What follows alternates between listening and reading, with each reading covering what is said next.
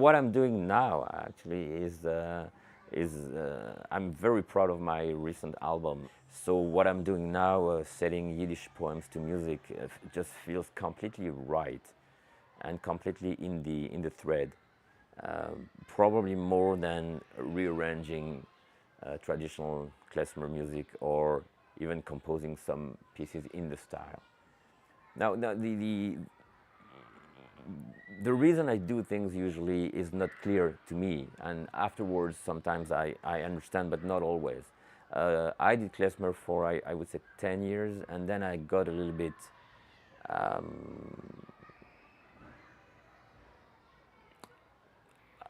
I felt I had to do something maybe deeper, and the Yiddish part of Jewish music, in my opinion, is huge.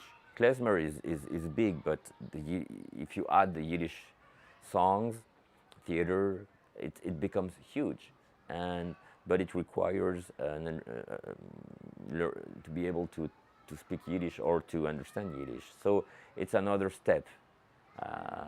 And I was looking for something deeper, and I don't remember exactly how this idea came. I remember my singer at that time, Michelle Heisler from Montreal. She introduced me to, I think she introduced me to Chava Rosenfarb, who was a poet from Montreal. I mean, from Lodz, actually, Łódź. So I asked my friend Rivka Ogenfeld, and I asked her to translate, and so we went through poems together. And I think I was very lucky that the first poet I met, Yiddish poet I met, was poetry I met, was Chava Rosenfarb, because her poetry, I think, not only she comes from Lodz, which is where my family comes from, which is a coincidence, but her poetry is very sensual, sometimes even, like, I would say, sexual, if you read between the lines. She wrote a lot of love songs, love poems. I mean, I say songs now because poems. And something very deep, I don't know, something very like charnel. I don't know what charnel is in English, but sensual. And then I decided to set her poetry to music. I contacted Pierre Anctil, who's a big Yiddish specialist, I would say. And he said, that's great, but she's not the only one. Because for me, she was the only one I was going to. And then he introduced me to those, I think I have seven poets now in my projects. So basically, with my friend Rivka, we went through many poems. And then I got a grant. I applied for a grant at the Quebec government, and they gave me money, and I was shocked, because, okay, it means this project maybe is interesting, even for Quebec. So I had those poems, and my plan was to write music, and so I was like, okay, those poems are like between 100 years old and I would say 50 years old in Yiddish. Should I try and compose music that in the Yiddish style, like piano and voice? And I could have tried this because, you know, Barbara, Brassens, my musical roots are really like songs. And for some reason, I decided not to do that. I decided I would do anything without any plan, whatever comes, which is in a way is a little bit pretentious. Maybe I had reached a level of confidence at that time as a composer. I would read the poems and the piano or the guitar, and just whatever comes, record it, and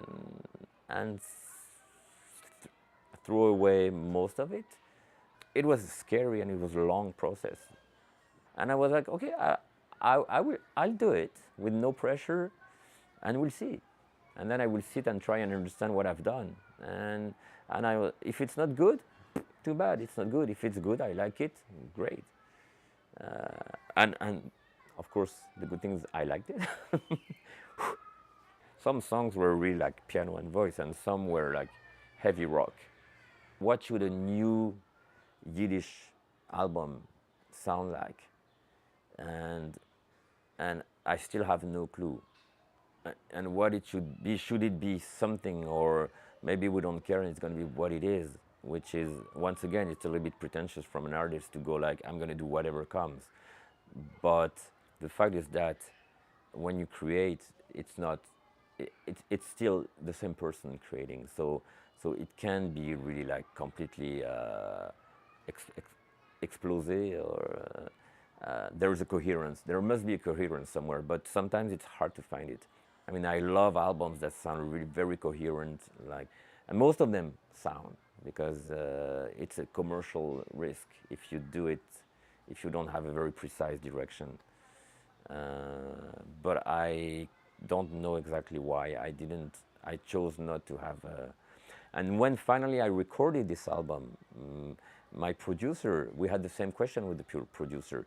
Are we going to try to take? I had probably 15 songs or 20 songs. We needed like 13. So are we going to try and make it sound coherent? Which could have been a real challenge. Or we don't care. I mean, we do, and we chose to do it,